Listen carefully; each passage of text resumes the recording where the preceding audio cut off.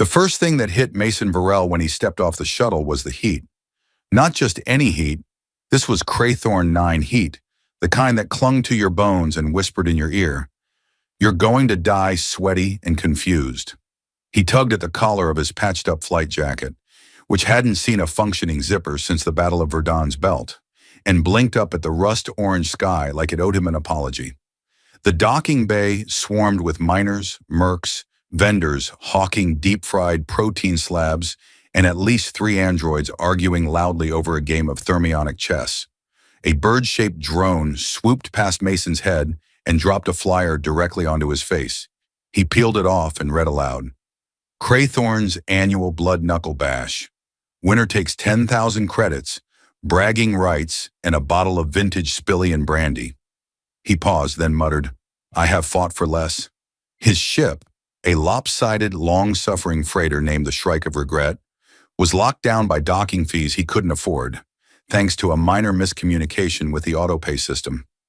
Mason had assumed ignoring reminders was the same as declining them. His onboard AI, Trudy, had informed him otherwise before executing a passive-aggressive shutdown and signing her farewell message.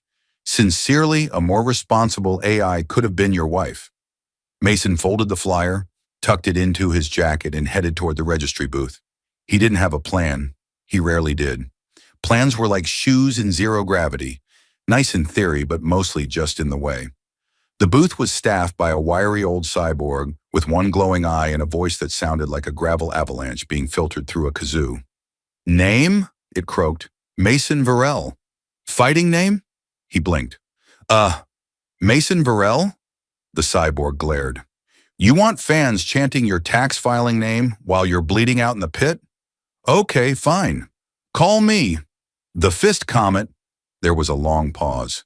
Then the cyborg tapped it in without a word. The screen flashed. "Welcome, Fist Comet.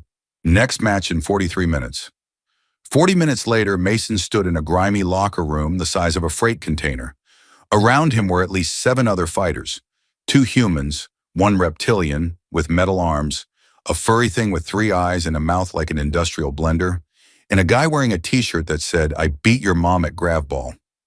Mason practiced a few punches on the air. The air seemed unimpressed. His knuckles still ached from a brief bar dispute on Zenthra Prime, where he'd lost a tooth, gained a friend, and bet the friend's prosthetic leg on a game of dice. He lost that too. The bell rang. Mason shuffled out into the arena under harsh UV lights. The crowd screamed and howled from the stands above, miners waving tools, gamblers flashing holotokens. Someone dressed as a lobster with a sign that read, "Bet on claws." He stepped into the ring. Across from him stood his opponent, a 7-foot synthoid named Gorlax 7, whose skin looked like polished obsidian and whose fists resembled cargo crates stapled to wrists. A voice echoed through the speakers. In this corner, weighing in at probably too little to matter, the mysterious, the magnificent, the mildly suicidal Fist Comet. The crowd booed. Someone threw a can. Mason caught it midair, took a sip, gagged, and threw it back. "Tastes like regret and bad parenting," he muttered. The bell chimed. Gorlax moved first, a blur of muscle and servos. Mason ducked, rolled, and threw a punch that felt like slapping a Durasteel wall. The synthoid didn't flinch. Mason did. He tried again, aiming for a joint, a cable, something vulnerable. Gorlax countered with a blow that launched him halfway across the ring. He crashed into the barrier with a wet thud. His vision sparkled. He tasted copper. Somewhere in the haze, he heard a woman's voice say, "He is either extremely brave or extremely unwell." He pushed himself up, wiped blood from his lip, and gave Gorlax the finger.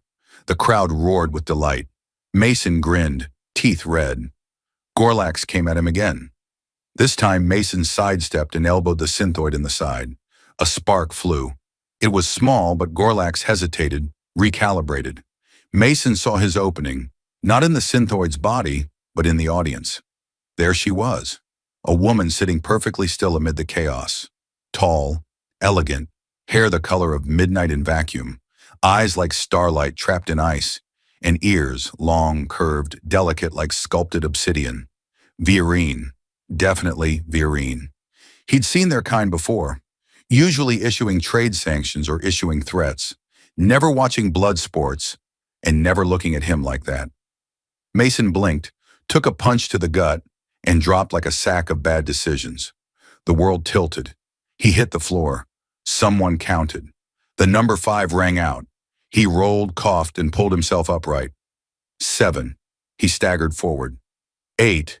He threw one last punch, not even looking, and caught Gorlax in the neck joint. A pop, a snap, sparks. Gorlax's body locked up, legs spasming, then fell like a dropped fridge. Silence. Then the crowd erupted. Mason barely registered it. His ears rang. His vision blurred. Blood dripped down his temple. He raised his arms anyway. The roar fed him like electricity. When he stumbled off the ring, someone handed him a towel. Someone else offered him a can of Spillian brandy. And from behind the crowd, the Vereen woman stepped forward. He blinked. She didn't blink back. "I wish you were my husband," she said, calm as data. Mason coughed. "You know, I've heard a lot of pickup lines. That one's new." She tilted her head. "It was not a line." "Then I think you're legally obligated to buy me dinner first. Is that your culture's mating ritual?" "It's our culture's everything ritual." She considered this. "Interesting." Then she walked away, just like that. Mason stood there, bleeding from 3 places, half delirious and entirely confused. He turned to the towel guy. "Did that just happen?" The towel guy nodded slowly. "You gonna marry her?" "I'm not even sure I'm still conscious." He wasn't.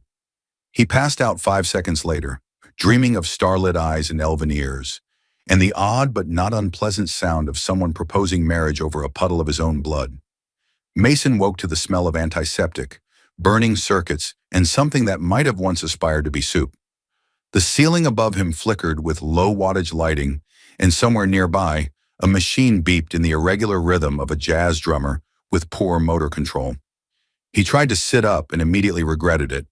His ribs offered a crunchy protest, and his head felt like it had been used as a training dummy for amateur sledgehammer enthusiasts. "Ah, you live," said a voice dry and clear, like a crystal reading sarcasm off a teleprompter. He turned slowly to see her again, the woman with the ears. She stood at the foot of the cot, arms behind her back, dressed in a tunic of polished synth fiber that shimmered slightly with her movements. Her long black hair was neatly braided, and her eyes studied him with the cool intensity of someone analyzing a glitch in a quantum firewall. Behind her hovered a drone the size of a cantaloupe, blinking softly. Mason was pretty sure it was scanning him. He smiled anyway. "Tell me I'm not hallucinating, or at least tell me you're not here to harvest my kidneys." She tilted her head. "Do you require both kidneys?" That is not a comforting follow-up question. "I have verified your organ inventory. They are currently adequate." "Well, thank you for checking. That's comforting in a weird way." He groaned and managed to swing his legs off the cot. "So, what's the protocol here? You gonna tell me the whole marriage thing was just a heat stroke-induced joke?" "Number I meant it." He paused. "Really? I have studied your culture's symbols of partnership.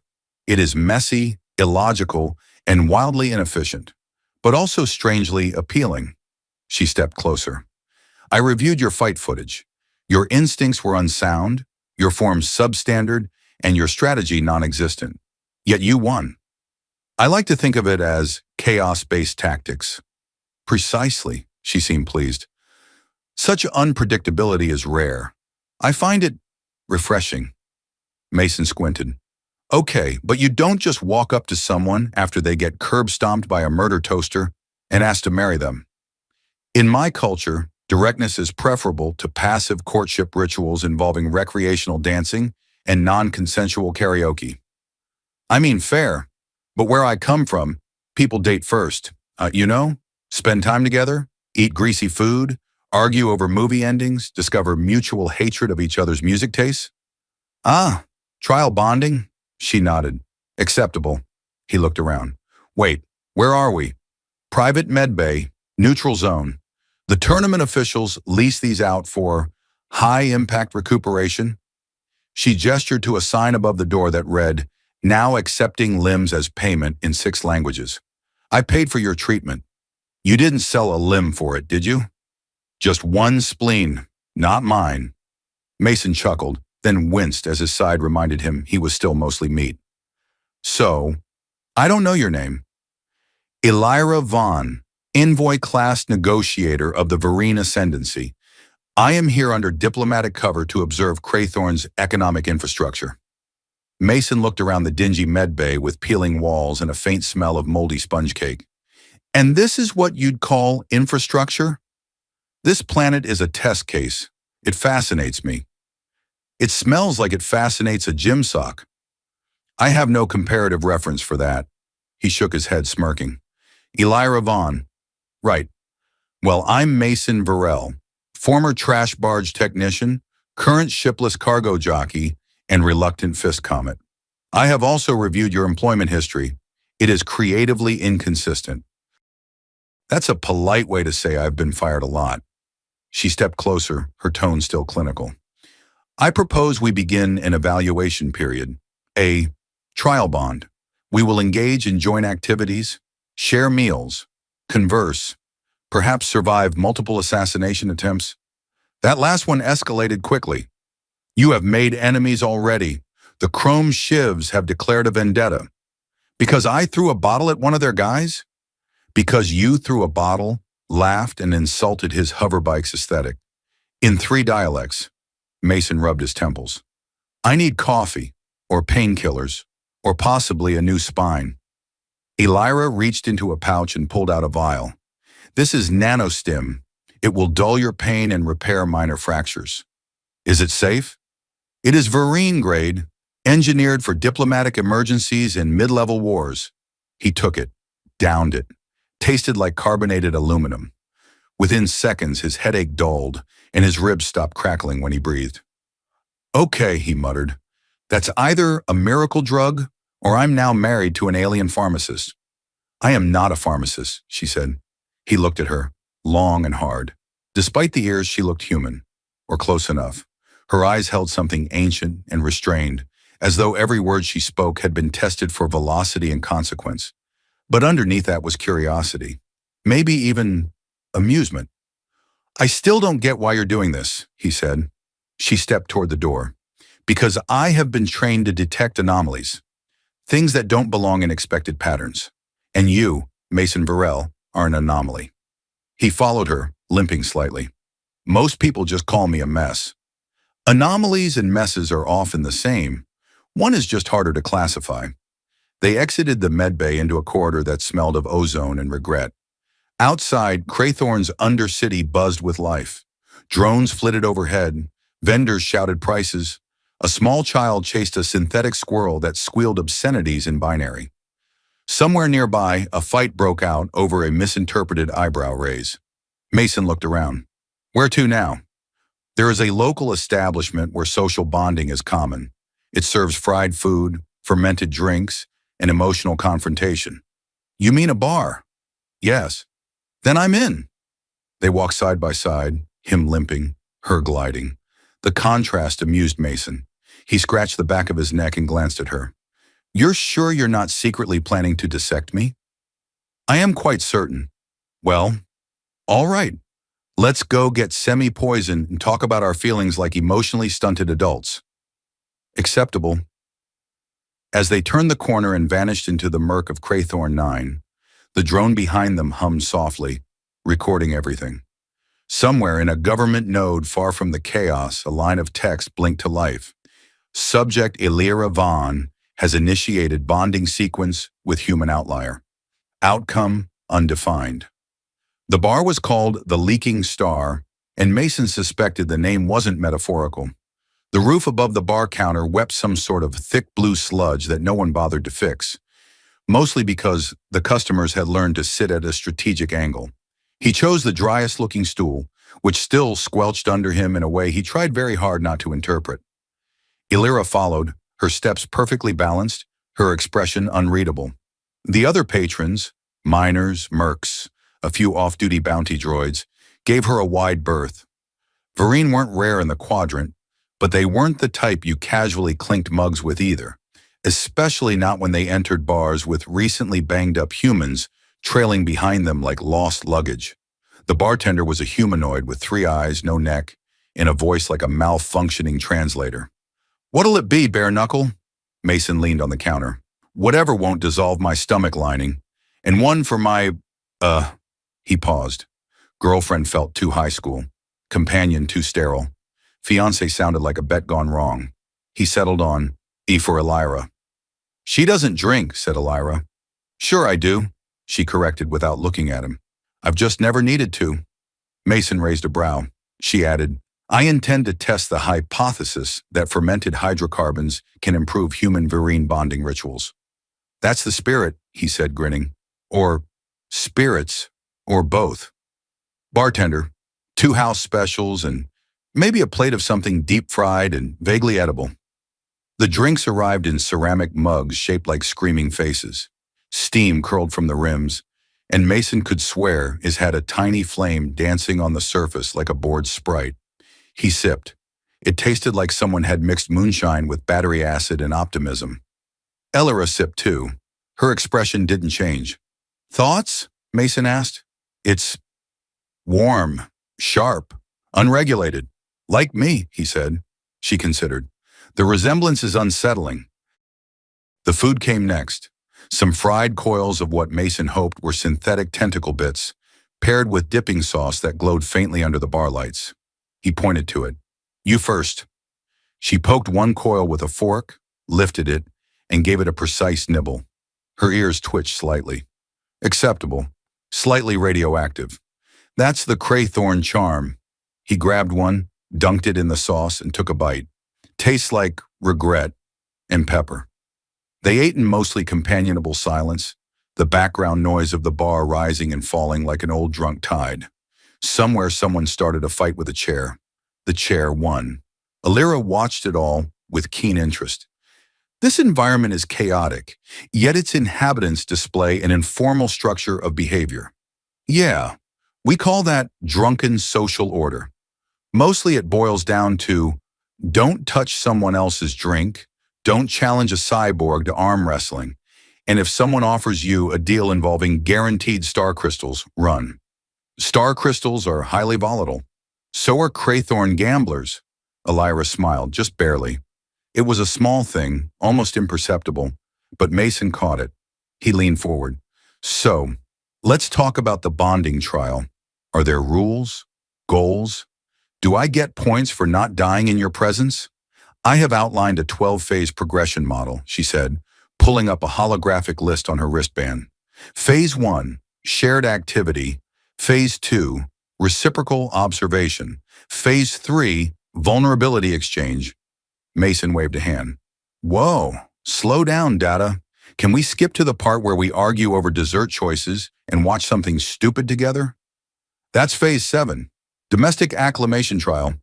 "Well, I'm a fan of skipping ahead. Life's short, especially when you spend most of it dodging Chrome Shiv assassins." She folded her arms. "I have a counter-proposal." "Hit me." "Tomorrow we attend a trade conference posing as a bonded unit. There will be dignitaries, security, and, unfortunately, dancing." "Hold on, did you say dancing?" "Dancing is Phase 4, coordinated movement for emotional synchronization. I haven't emotionally synchronized with anyone since a girl in 7th grade made me cry during a school play. I have studied your ancient media. I have seen Dirty Dancing. I believe you may be underestimating your potential." "I also saw Dirty Dancing. I walked out. Too many shirts." "You are deflecting. I'm panicking." "Elira." "Mason. Do I have to wear a suit?" "A simple exo-formal unitard will suffice." "Oh, great. I'm going to look like a glittery sausage." She tilted her head again. "You will look acceptable." "Flattery. How dare you?" "I am learning." He took another sip of his drink. The flame flared briefly. "All right. We'll go. We'll bond. We'll Phase 4 it up. But if I get stabbed by a dignitary again, I'm not forgiving you." "You were stabbed during diplomatic talks?" "It was more of a spirited disagreement involving a mispronunciation of their homeworld. Apparently, adding an extra syllable turned it from eternal dawn to festering armpit. Linguistic precision is important. So's ducking. As the night drew on, they drank and talked and occasionally watched the chaos unfold around them. Mason told her about the time he'd smuggled a cargo hold of fake entertainment chips and accidentally triggered a minor cult. Illyra countered with a tale about negotiating peace between two planets by faking a solar eclipse using orbital mirrors. "You're serious," he said, blinking. "I am always serious. See, that's the problem. If we're going to trial this bond thing, we're going to need to work on your sarcasm. I can acquire sarcasm modules." "Please don't. That sounds like something you install and regret." "I have already regretted several installations. One caused me to speak exclusively in sea shanties for a week." "Okay, that's a deal breaker." She smirked. As they rose to leave, Mason stumbled slightly. Illyra caught his arm, steadying him with a grip that was firm but gentle. "You're not bad at this whole pretending thing," he said. "I am not pretending." "Oh!" They stepped into the neon haze of the Craythorn night, the stars hidden behind thick smog and the dull glow of reactor fumes. Ahead, a drone hovered down and chirped twice. Illyra glanced at it. "Update. A Chrome Shiv squad has been dispatched. Moderate firepower. Light explosives." Mason sighed. "Do they ever just send flowers?" "I intercepted their bouquet once. It was wired to detonate." "Romantic. We should prepare." "For combat or for dancing?" "Both," she said. "Preferably in that order." The trade conference took place inside a floating spire that rotated lazily above Craythorn's upper atmosphere, tethered to the planet only by a network of gravity anchors and several very optimistic insurance policies. The interior was a gleaming expanse of polished alloy, hovering platforms, and transparent walkways that gave attendees a stunning view of the toxic cloud banks churning far below. Mason spent the elevator ride up, trying not to look down, holding onto a railing that definitely wasn't up to code. "Explain again," he muttered as the lift hummed toward the central atrium. "Why we're pretending to be a couple at an event that's basically a cross between an arms bazaar and a political masquerade."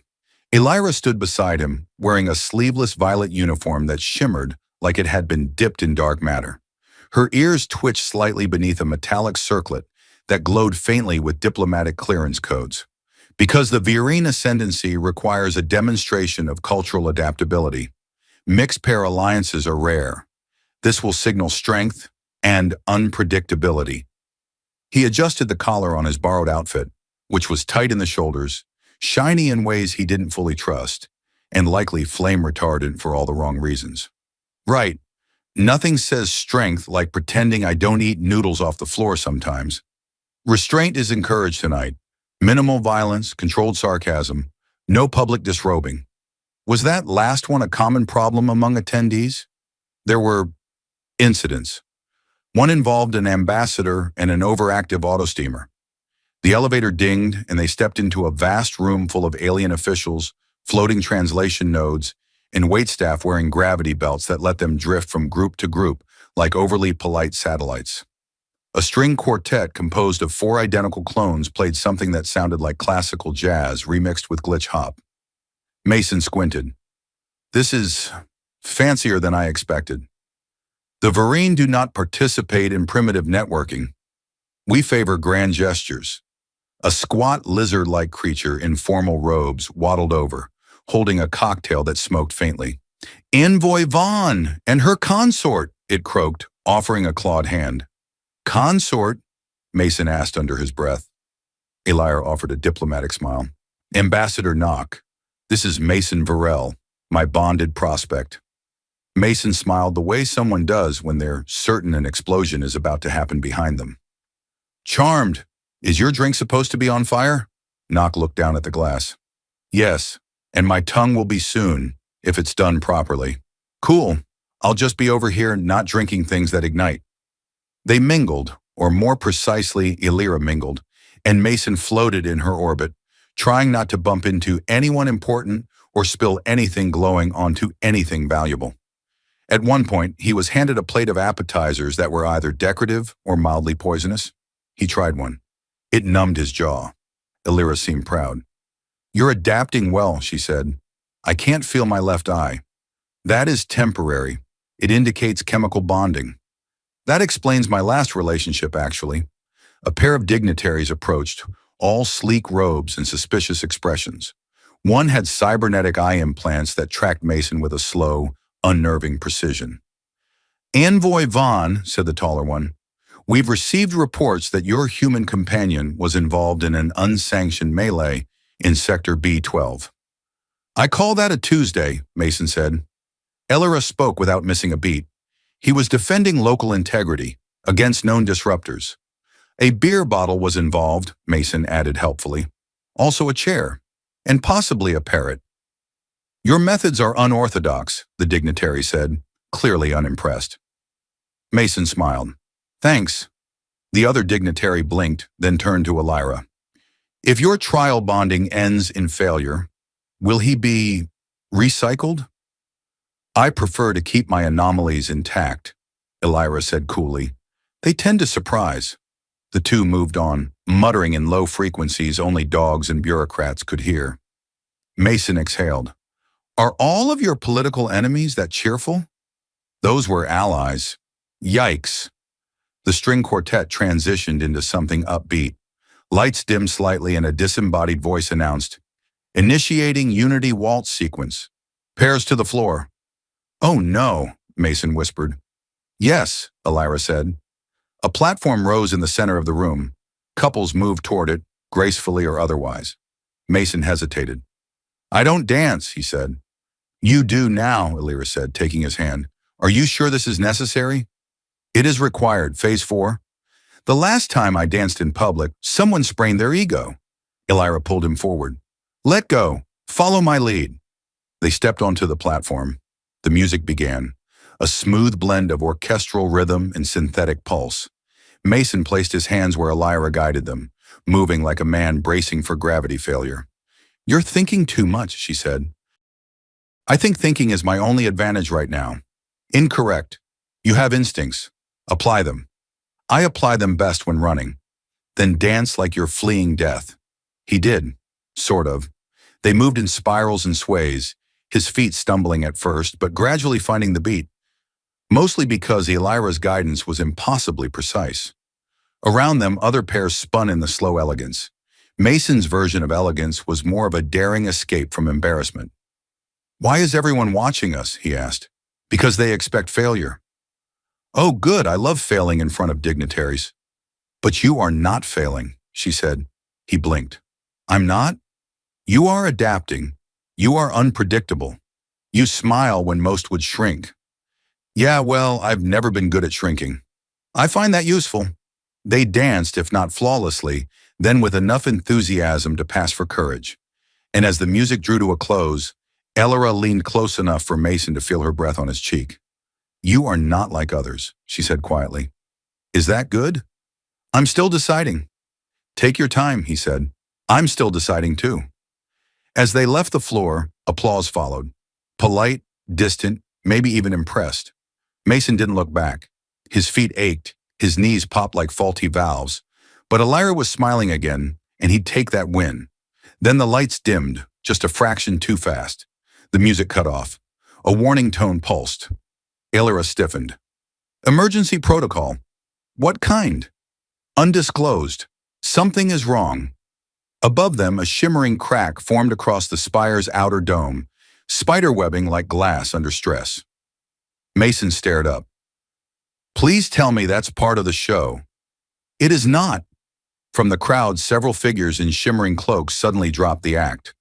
Weapons unfolded from their sleeves. The nearest one pointed a pulse lance directly at Elira. For the Ascendant Purge, the attacker screamed. Mason moved on instinct. No plan, no thought, just sheer stubborn survival.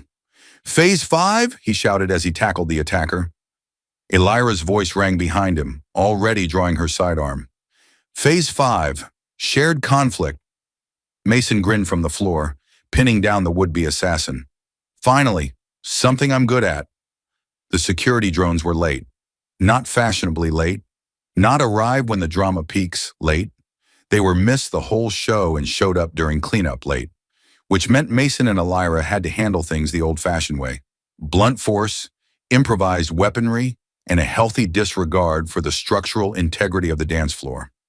The cloaked assailants scattered as the first volley of plasma bolts whizzed through the air, one of them incinerating an unfortunate snack table. A shrimp-like alien squealed as its canopy exploded. Mason rolled behind a pillar, panting. "Friendly reminder," he called out. "I'm not technically armed." Elira ducked beside him, her sidearm crackling with blue energy. "Your fists qualify under Vereen military codes. You've already set precedent." "That's great. So legally, I'm a weapon?" "You're a mildly unpredictable kinetic hazard. It counts." A plasma bolt struck the pillar beside them. Mason winced. "That was a close one." Elira peered around the edge. 3 hostiles remain, 2 retreating, 1 flanking right. Want me to take the flanker? Do you have a plan? I was going to scream and hope he trips. Acceptable. Execute. Mason broke into a sprint, vaulting over a knocked-over banquet table and nearly face-planting into a decorative fountain that had no right being there. The flanking assailant, a tall humanoid with a chrome half-mask and an unnecessarily long energy blade, lunged at him with a war cry that sounded like someone gargling a modem. Mason ducked low, slid on his knees, and grabbed the attacker's ankle mid-stride. With the grace of someone very much not trained for this, he yanked hard and prayed. Gravity did the rest. The attacker went down in a tangle of limbs and fabric, landing with a grunt and a metallic clunk. "I call that a tactical ankle hug," Mason muttered, scrambling to his feet and kicking the blade away. Across the atrium, Elira had pinned another attacker against a support column, her sidearm aimed neatly at the soft joint behind the enemy's shoulder plate. "You are outnumbered," she said coolly. "I'd die for the ascendancy," the attacker spat. "Yes, well, that can be arranged." The last cloaked figure attempted to escape via one of the floating walkways, but Mason hurled a decorative centerpiece with alarming accuracy, catching the figure square in the back. The would-be assassin sprawled forward and slid across the transparent floor, finally coming to rest with his legs dangling over open sky. Elira lowered her weapon. "That concludes Phase 5. "Are there always this many phases?" Mason asked, brushing glass off his jacket. "Technically, yes. We skipped 2. Were they the ones about relaxing on a quiet beach and not getting shot at?" Phase 10. Post-conflict synthesis. Not yet applicable. They stood amidst the ruins of the diplomatic gala, surrounded by groaning enemies, blinking lights, and scattered hors d'oeuvres. Elira tapped her communicator. "Vereen Command, this is Envoy Vaughn. Compromise conference. Send cleanup and incident reports." Multiple A distorted voice crackled in response. "Acknowledged. Estimated arrival. 8 minutes. Which means 14, Mason muttered. Best case scenario. He wandered over to the fallen attacker he'd tripped and crouched beside the limp figure. "So who are the Ascendant Purge? Sounds like a diet plan crossed with a fanatical cult." Elira joined him, scanning the unconscious attacker with a wrist-mounted interface. "They're extremists, Virene-born, reject human alliances, believe in racial purity and old-blood dominance." "Ah, classic space fascists, always ruining the punch. This is not the first time they've targeted me." Mason blinked. "Wait, what? You get attacked regularly and didn't mention it?" "I assumed it was implicit in our proximity." "That's not implicit. That's date-night disqualification criteria." Elira tilted her head. "You are still alive. I consider that a success. You've got a weird definition of romance." Before she could reply, a floor panel popped open nearby with a hiss, and a small spherical droid rolled out. It had 2 glowing red eyes, a dozen tiny arms, and a cheerful, synthesized voice. "Greetings. I am Kleeper, post-conflict hospitality assistant. Would you like a calming tea, a therapeutic compression pillow, or a complimentary memory wipe?" Mason raised an eyebrow. "You're joking," Kleeper beeped. "I am incapable of humor, but I can simulate sarcasm if desired. Simulate away. Congratulations. Your poorly planned infiltration and near-death bonding experience has earned you 2 calming herbal infusions and a token for the gift shop." Mason turned to Elira. "Can we keep him?" "No." "Why not?" He's Vereen manufactured. I know how they're programmed. The droid word. Statement. I am entirely harmless unless threatened. Warning. Sudden movement may be interpreted as hostility. Mason leaned in. Do you at least have anything that tastes like chocolate? Absolutely. Our synth choco cubes have a 50% chance of being non-lethal and a 70% chance of satisfying your sweet craving. Would you like to roll the dice? Mason stood. You know what? I'm good. Cleanup teams finally arrived. Silver-suited personnel armed with containment beams, scanner drones, and the exhausted energy of civil servants who knew they weren't being paid enough for this. Mason let them cart off the unconscious terrorists while Elira handled the boring part. Official statements, data packet transmissions, and the ever-fascinating art of denial of responsibility. He wandered to the edge of the glass walkway and stared down at the swirling clouds of Craythorn below, hands in his pockets. His reflection ghosted back at him, a little more scuffed than before, a little more alert. Behind him, Elira approached. You could have died, she said, not as an accusation, more like a curious observation. Could have, didn't. Your tactics were reckless, improvised, unorthodox. Also kind of effective? She studied him for a moment. Your presence continues to confuse our enemies. Well, I'm an acquired taste. There was a pause. The swirling clouds below changed color slightly as Craythorn's weather generators kicked in. I have submitted an adjustment to our trial bonding schedule, Elira said. More dancing? Number A joint mission. Mason turned. Mission? Remote outpost, research base, minor political interest. However, it was recently flagged by our long-range probes. Activity patterns suggest infiltration. Let me guess. Ascendant purge? Possibly, or something worse. The always reassuring something worse. She nodded. We leave at cycle dawn. Let me guess again. This mission is technically not sanctioned? Correct. We will be operating outside formal jurisdiction. You know, for a diplomat, you're really bad at following rules. I choose to follow what is effective. He smiled. That's practically human of you. Elira didn't smile back, but her gaze lingered a little longer than usual. Prepare yourself, she said, turning to leave. You'll need more than decorative suits and improvised centerpiece attacks. Hey, Mason called after her. I still want that chocolate. Phase 6, she replied without looking. Reward calibration. Mason raised his hands. Now that is a phase I can get behind. The shuttle ride to the outpost started with a suspicious hissing noise and an onboard voice calmly declaring that the inertial dampeners were recalibrating to a more adventurous setting. Mason strapped into his seat with the enthusiasm of a man who'd once been thrown off a gravity coaster, gave the control panel a wary glance. This isn't going to explode, is it? He asked. Elira sat beside him, reviewing mission data on a translucent screen that hovered from her wrist console. Statistically, this shuttle has only exploded during takeoff 3 times. That's 3 more times than I'm comfortable with. Then you will enjoy the landing phase. The shuttle has only exploded twice during that. Did those stats come with photos? Because I like to scream in context. The shuttle engines roared, pushing them forward with a not-so-gentle nudge as they left the orbital station. Elira barely moved. Mason, on the other hand, felt like he was being hugged aggressively by physics. They broke atmosphere in under a minute. Craythorn's upper skies bled away into a darker violet hue as the shuttle dropped into the mountainous terrain. Below, the research outpost resembled a squash spider made of steel and reinforced laziness. The main building was nestled against a cliffside, with antennas jutting out like confused tree branches and landing pads that had clearly seen better days. Probably before budget cuts. Looks abandoned, Mason muttered. Elira narrowed her eyes. Too clean. No visible corrosion.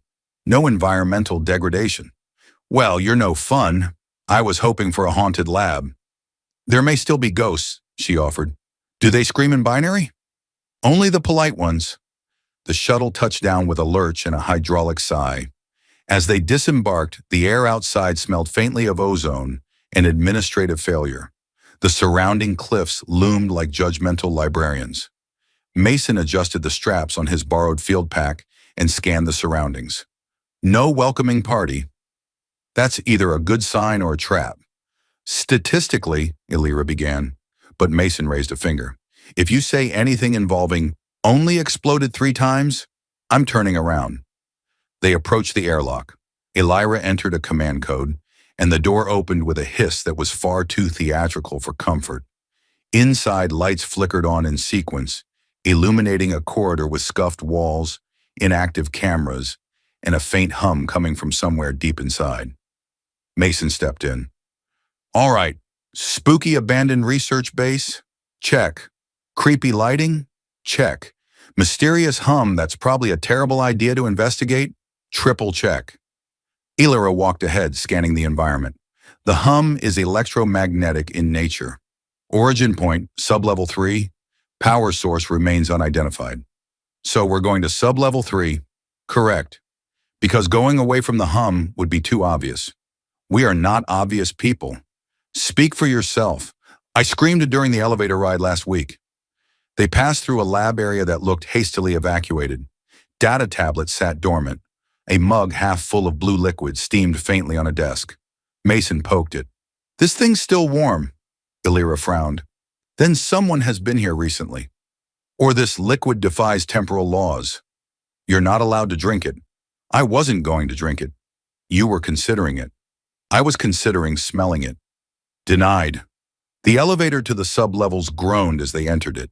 The panel only had 3 buttons, 2 of which were cracked. Illyra pressed the third. The elevator groaned again. Worst case scenario? Mason asked. We're sealed in and surrounded by hostile life forms. Best case scenario? We find answers. No middle ground? Like, we just find a vending machine and go home? You do have a fixation with snacks. I fight better when I'm full. The elevator stopped. The doors creaked open into darkness. The hum was louder now, and there was a faint vibration through the floor, like something breathing below them.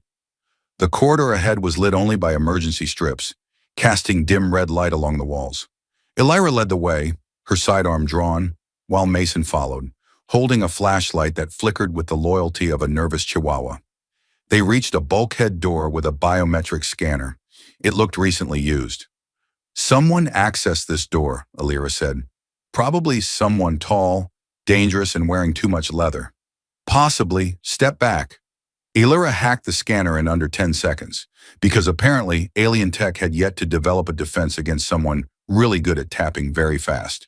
The door opened with a sluggish hiss, and beyond it lay a chamber that was not on the outpost's official layout. Mason peered in. That's a lot of glowing. The room pulsed with energy. At its center was a cylindrical pod filled with liquid and a humanoid form suspended inside. Tall, masked, motionless. Tubes extended from the base into the walls, feeding into a complex grid of glowing runes and circuitry that wasn't Vereen or human. Illyra stared. This is precursor technology. Precursor? Mason asked. Like really old, really advanced, really ominous? Yes, this is an artifact containment chamber, but it's been modified. Mason walked slowly around the chamber. Modified by whom? As if in answer, a voice crackled through the room, cold and sharp. I had hoped you would arrive sooner, Envoy Vaughn. A figure emerged from the far shadows, tall, robed, with a familiar chrome half-mask and the insignia of the Ascendant Purge on his shoulder. Mason tensed.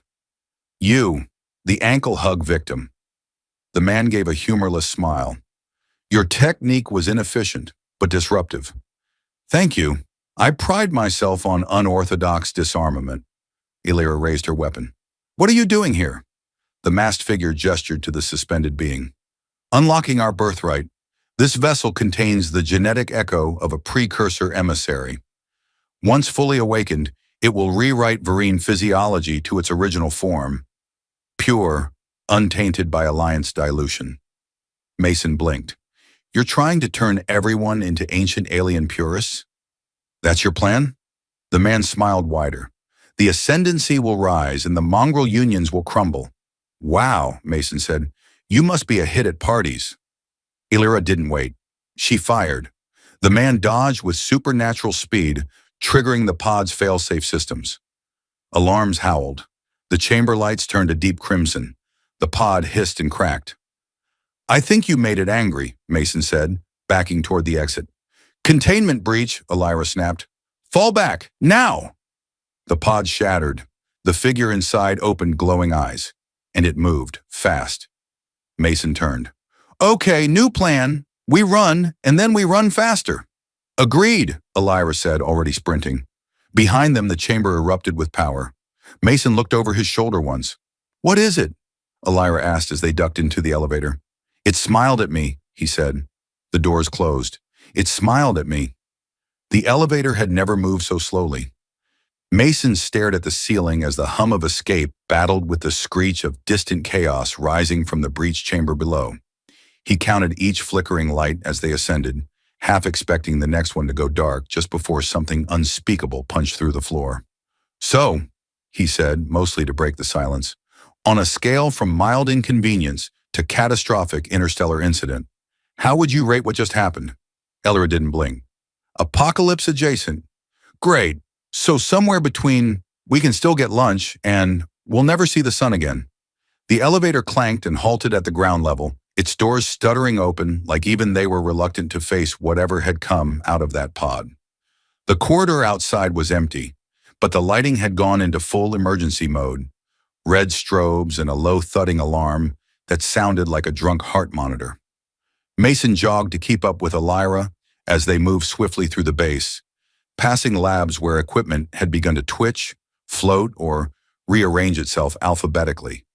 One microscope had grown legs. It tried to follow them until it walked into a wall and gave up. I'm not saying this place is cursed, Mason panted, but I think the furniture is trying to unionize. Elira tapped her wrist console and transmitted a distress signal on all frequencies. No response from command. Communications are being blocked. Of course they are. Blocking distress signals is in the handbook, right after How to Build an Evil Lair in a Volcano. They reached the hangar bay. Their shuttle sat where they'd left it, mostly intact, although the rear thrusters were humming to themselves ominously. As they approached, a low resonant voice echoed through the bay, not from speakers but from the air itself. You should not have interfered. Mason stopped. See, that's the kind of line that usually comes before someone throws me across the room. Elira raised her weapon and scanned the shadows. He's merged with the vessel? Which one? The precursor. Great. We're dealing with a ghost who likes fusion. The air shimmered. The masked figure from before now floated several feet above the deck, his robes trailing like smoke. The glow from his eyes had intensified, and tendrils of energy slithered across the walls, bending the metal like paper. You still have time to kneel, the man intoned. Mason raised a finger. Quick question. Do you ever just say hello like a normal person? The entity extended a hand. You are nothing. A flawed species crawling through borrowed futures. The Vereen must return to their origin. The rest of you, erased. I think you've confused evolution with cosmic bigotry, Mason said, stepping in front of Elira. Elira tilted her head slightly. You're standing in front of me. It's called chivalry. It's outdated and impractical, but I read about it once and figured now was the time to try. Energy coiled in the air like a storm preparing to scream. Panels burst from the walls. The shuttle's systems blinked erratically. Backup plan? Mason asked. There is a Vereen escape module in the auxiliary wing. Short range, unarmed. Unarmed's a theme today. It's a diplomatic outpost. It used to be. Now it's haunted by an angry precursor supremacist with interior decorating issues. They broke into a sprint. The entity let out a sound. Neither a word nor a scream, more like metal remembering how to weep, and energy crashed around them. One bolt seared past Mason's ear and turned a nearby terminal into a pile of regret. They burst through a side corridor just as part of the hangar imploded. Elira triggered a blast door to seal it behind them. Mason leaned against the wall. That's going to take weeks to clean. If this outpost still exists in weeks, she replied, pulling him to his feet. They moved through winding maintenance tunnels. Pipes hissed. Lights flickered. Somewhere above, machinery began to chant in binary. Did that ceiling just say transcend? Mason asked. Do not engage with sentient HVAC, Illyra said. It encourages them. They finally reached the auxiliary wing, where a sleek escape pod sat tucked beneath layers of dust covers and passive-aggressive warnings. Illyra ripped the cover off, activated the system, and ushered Mason inside. As the pod hummed to life, Mason hesitated. We're just leaving that thing behind? This pod is shielded. It will transmit our location the moment we exit jamming range. Reinforcements will follow. Mason strapped in beside her. You really trust your command to send help? No, she said, but I trust you to make a scene big enough that they'll have to respond. I accept that as a compliment. The pod detached with a roar of overworked thrusters. They were flung into the sky like a tin can full of desperation and irony. Mason looked back through the viewport. The outpost shrank behind them, flickering with lights and movement, the mountain around it pulsing faintly, as though something ancient had begun to wake. Illyra checked her console. The jamming field ends in 30 seconds. Perfect. That gives us just enough time to not die horribly. Mason leaned his head back. So, just to recap, secret precursor vessel, space cult trying to genetically reboot an entire species, and now we're in a glorified soda can with no weapons, snacks, or music. Illyra didn't look up. I was unaware you required music to survive. I don't require it. I just whine more without it. There was a sudden thud. Mason sat up. Please tell me that was debris. Illyra frowned. Unlikely. The lights inside the pod flickered. The console spat sparks. The pod shook. Mason stared at the ceiling. You said this was a safe pod. I said it was shielded. What does that mean if something climbs on the outside and starts knocking politely? It means we may have brought company. The pod jerked violently. Mason's voice went up half an octave. Okay, that's definitely someone knocking. A long pause. Then Illyra said very calmly, Prepare for breach. Mason groaned. Why does it always come back to exploding things? The breach didn't happen the way Mason had expected. He'd imagined claws, teeth, maybe a scream so loud it made time apologize. Instead, the hull of the escape pod peeled open like a soda can in slow motion, and in poured silence, dense electric silence, the kind that made his bones itch. The starlight flickered strangely, as if blinking in warning.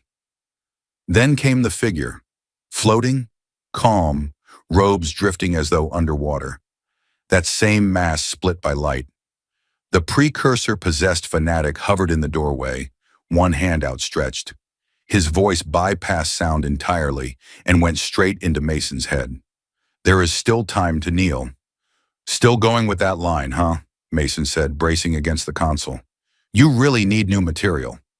Illyra had already drawn her weapon, though in this confined space, it was more symbolic than tactical.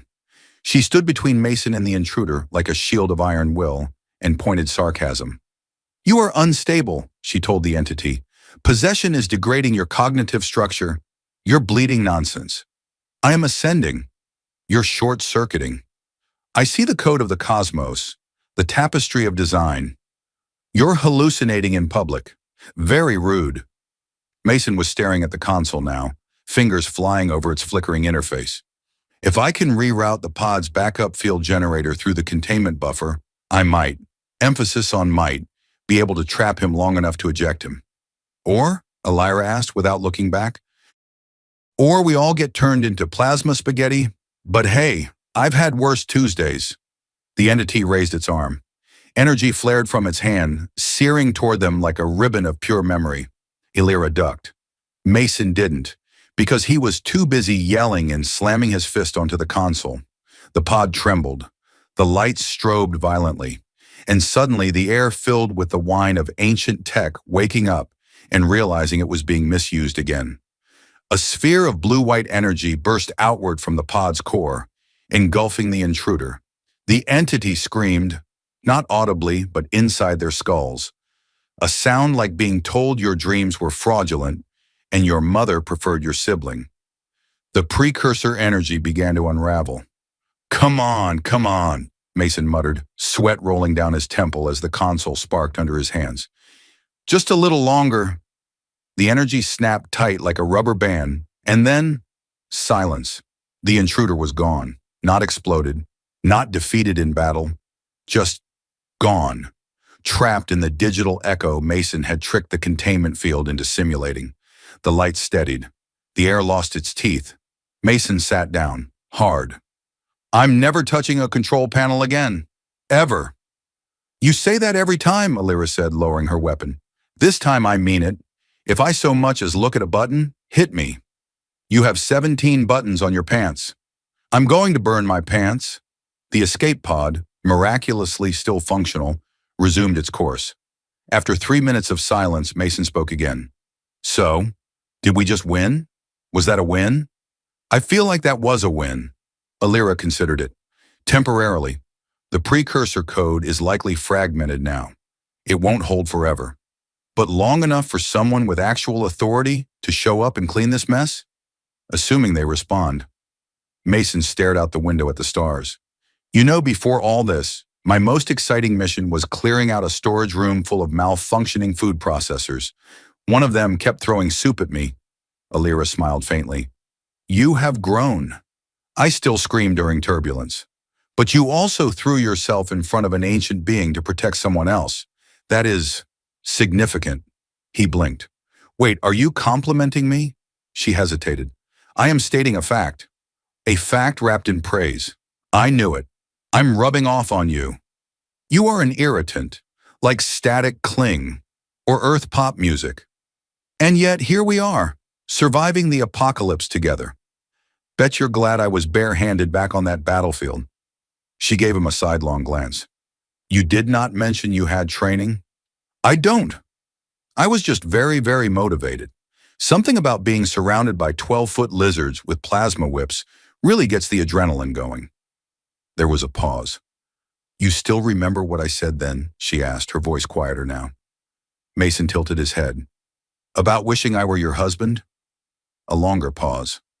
I was under the influence of heightened neural chemistry and temporal urgency, she said. Are you trying to say you were into me only because I was punching people? No, she said. I'm saying it revealed something I had not allowed myself to consider. Mason didn't answer right away. He looked at her, really looked. The ears that had first startled him now felt as normal as gravity. The calm, calculating demeanor, always ready to slice through chaos. And the hints of vulnerability, rarely shown but unmistakably real. Well, he said, if it makes you feel better, I probably fell for you the first time you corrected my grammar during a firefight. I remember you were misusing the word anomaly. I still don't know what I said wrong. It was adorable. The console pinged. A ship was approaching, an Alliance dreadnought, gleaming, colossal, and full of actual military people with uniforms and protocols. Alira leaned back. Looks like someone answered the distress signal after all. Do you think they'll believe our report? Mason asked. No, but we'll tell them anyway. Of course. The pod drifted toward the docking bay of the dreadnought, its systems finally quiet. Mason let out a long sigh. So what now? Alira glanced at him. Now we debrief. Then we find out how deep the precursor infiltration has gone. And after that, more running, more explosions, more soup-based trauma. Possibly. He held her gaze for a moment longer. Whatever comes next, we do it together? Her answer came without hesitation. Yes. The docking clamps locked in place. The hatch hissed open. Mason straightened his shirt, smoothed his hair, and grinned. Let's go tell them how we saved the galaxy with a field generator, sarcasm, and a guy who really didn't want to kneel. And together they stepped into the light.